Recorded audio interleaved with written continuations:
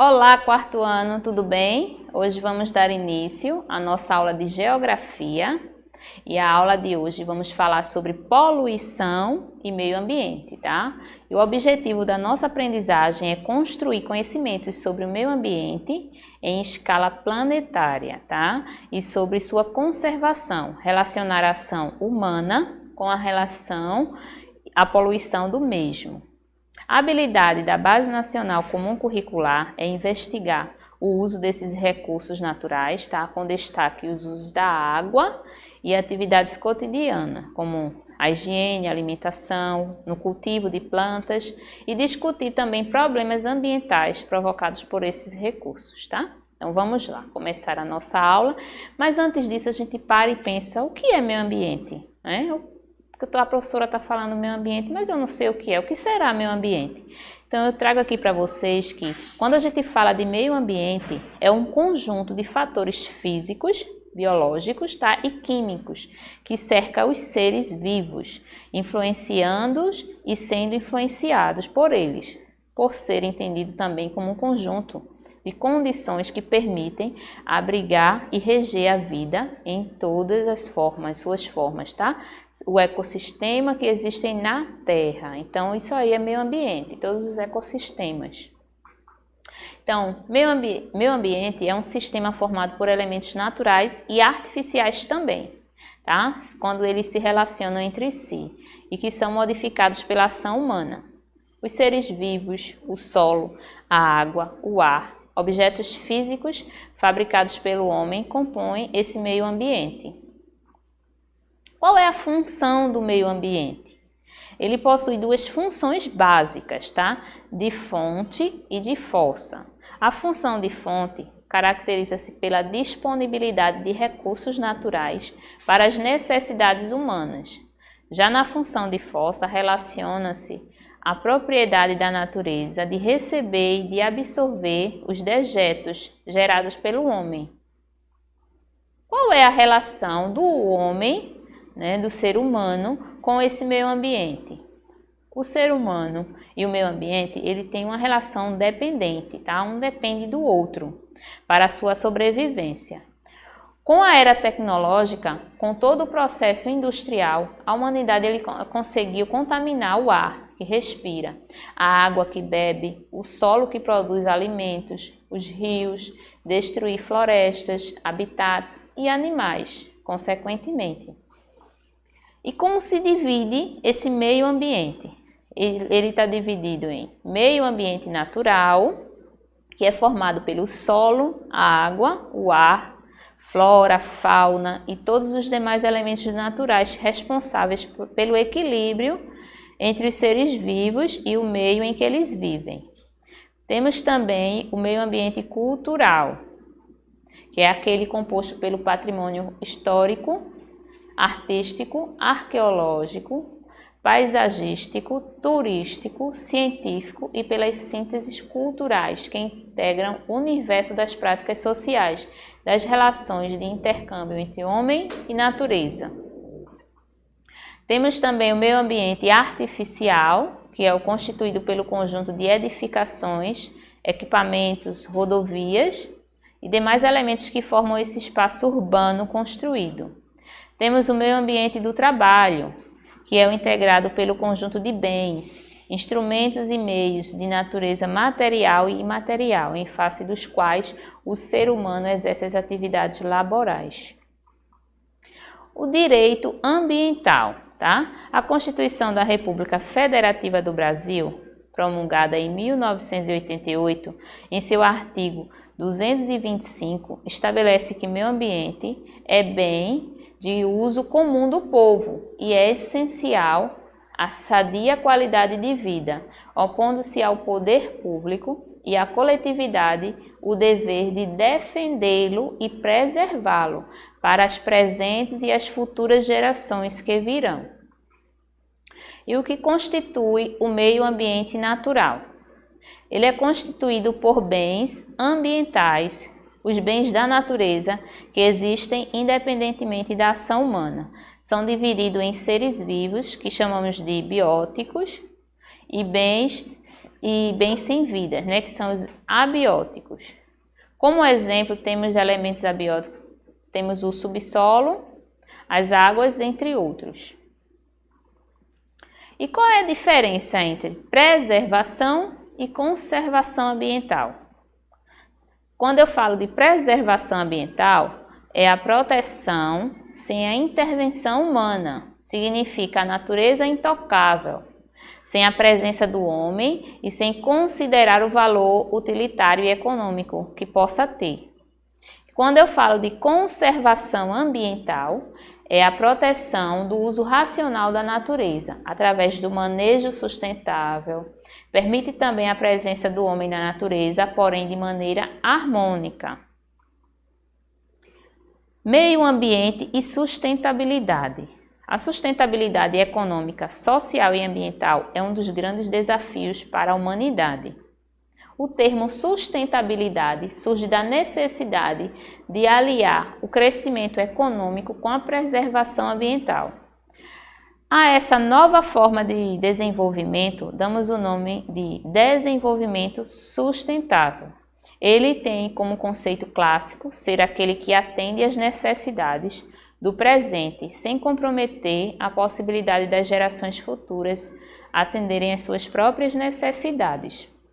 E para que esse desenvolvimento sustentável seja uma realidade, é necessário o envolvimento de todas as pessoas e nações do planeta. As ações vão desde atitudes individuais até acordos internacionais. Agora a gente vai falar um pouquinho sobre esses problemas ambientais, tá? Nas últimas décadas, o meio ambiente ele vem sofrendo cada vez mais com a ação humana. Uma delas é a prática de queimada. Como essa intervenção nem sempre é harmônica e de forma sustentável, surgem problemas ambientais. Então, vendo aí a imagem, o planeta sofrendo com esses problemas ambientais. Então, principais problemas ambientais da atualidade são mudanças climáticas, o efeito estufa, o aquecimento global, a poluição da água, a poluição do ar, destruição da camada de ozônio, extinção de espécies, chuva ácida, desflorestamento e desertificação, passando também pela poluição, que é quando a gente vai agora entrar no tema de poluição do ar. O desenvolvimento de grandes centros urbanos e o consumo cada vez mais exagerado dos humanos são os grandes responsáveis por tornar o mundo cada dia mais poluído.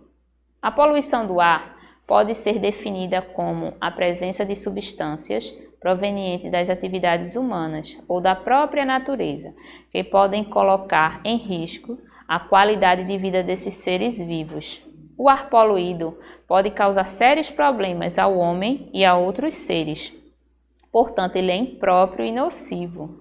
A poluição do ar desencadeia diversas outras consequências para o nosso corpo. Importante frisar que crianças e idosos são os mais vulneráveis, sendo frequentemente internados, principalmente com doenças respiratórias.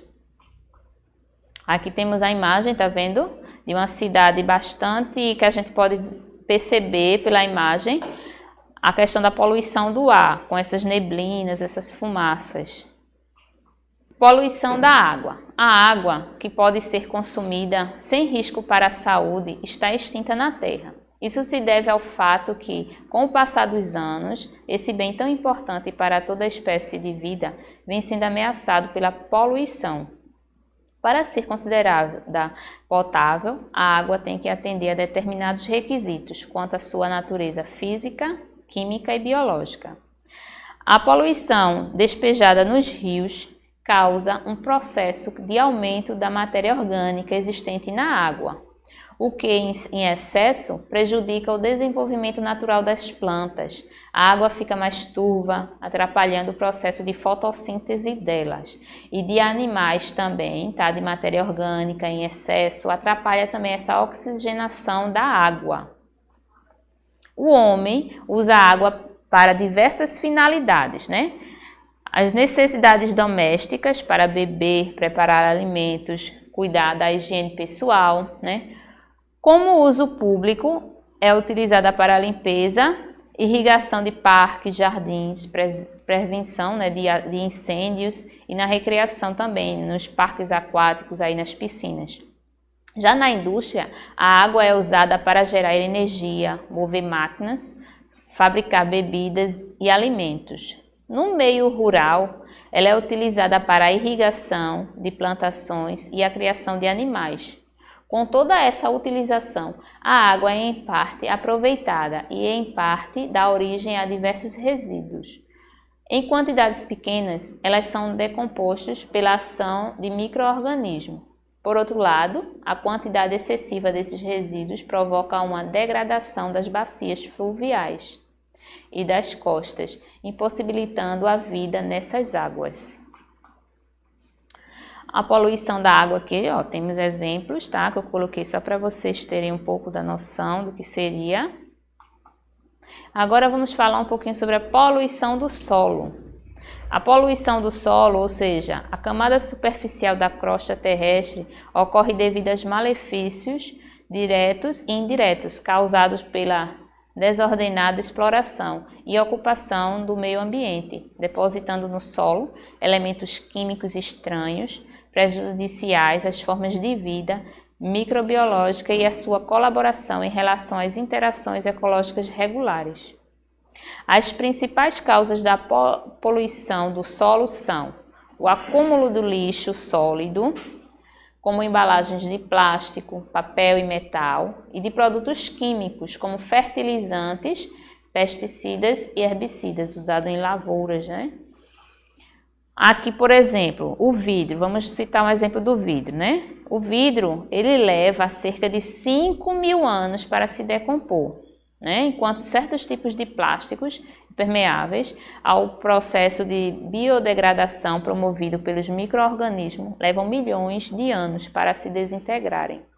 Assim, o material sólido do lixo demora muito tempo para desaparecer no ambiente.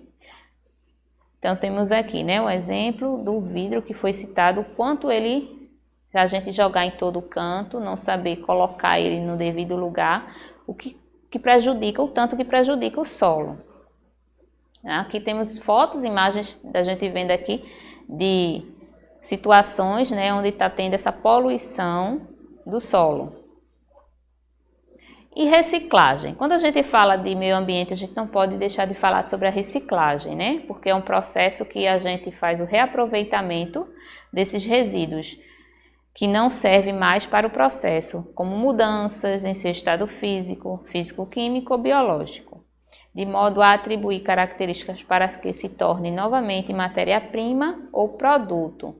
Temos aqui esse símbolo acima que vocês estão vendo, é o símbolo de reciclagem. E abaixo nós temos a imagem aí de lixeiras, né? Que servem para a separação desse lixo. E temos também um lixo não reciclável, né? Que é essa lixeira cinza. Quais são os tipos de lixo que não são recicláveis? São os papéis plastificados, papéis sanitários, tá? Papéis higiênicos, etiquetas adesivas, papéis engordurados, papel carbono, papéis parafinados, fotografias, papel celofane, aquelas bitucas de cigarro, guardanapos. Então, isso aí são lixo que não serve para reciclagem. Então, tem uma lixeira específica para eles. E agora a gente vai finalizar aqui a nossa aula com uma atividade, tá? Para quem ficou ligadinho aí nas lixeiras, a gente tem aqui as imagens, tá? De 6 lixeiras. E essas lixeiras são de separação do lixo. Temos a azul, que é o papel, a vermelha, que é o plástico, a verde, que é o vidro, temos a amarela, que é o metal, o marrom é o orgânico, né, o lixo orgânico, e temos o cinza como o não reciclável, que eu acabei de falar. Então, temos aqui, ó, a garrafa. A garrafa, a gente, quando vê uma lixeira, a gente vai pela cor, né, se não tiver escrito o nome, porque muitas não têm esse nome escrito, vai ter a cor. Então, vocês enfatizem pela cor. Então, aí, essa garrafa plástica a gente coloca em qual lixeira? Vai para a lixeira verde, não é isso, pessoal? Que é a do vidro. A segunda imagem é a imagem de papel. Então, o papel eu colocaria na lixeira azul. Isso mesmo, na lixeira azul, que é a lixeira destinada para papéis. Já a terceira imagem mostra para mim aí garrafas plásticas, né? Garrafas PET. Então, essas garrafas PET, elas são de qual lixeira? A vermelha, isso mesmo, vai para a lixeira vermelha, que é destinada a plásticos. Temos aí um resto de maçã, né? Uma maçã que foi consumida e ficou só o resíduo dela. Então, a gente jogaria onde esse tipo de alimento? A gente deve colocar isso mesmo, nessa lixeira aí marrom, que tem aí o nome orgânico. Mas se não tiver o nome, já sabe, a lixeira marrom é para o lixo orgânico, resto de alimentos, tá? Quando a gente fala em orgânico, é resto de alimentação. E temos aí na outra imagem, temos aí fotografias, né? Onde eu colocaria essas fotografias? Vai para a lixeira que fala do lixo não reciclável. E por fim, temos aí uma latinha de refrigerante, né, que representa o metal, então é da lixeira amarela, que é a lixeira para colocarmos coisas de metais. Então é isso. Vamos finalizar agora a nossa aula com essa frase aqui, tá? De conscientização, educação e conscientização. Então, diz assim: educar e conscientizar as novas gerações sobre a importância de se preservar o meio ambiente. São ações fundamentais para se garantir a sobrevivência de todas as formas de vida na Terra, tá bom? Então é isso, pessoal. Espero que todos vocês tenham gostado da nossa aula de hoje, tá? Encontro vocês na próxima aula. Tchau, tchau e até a próxima.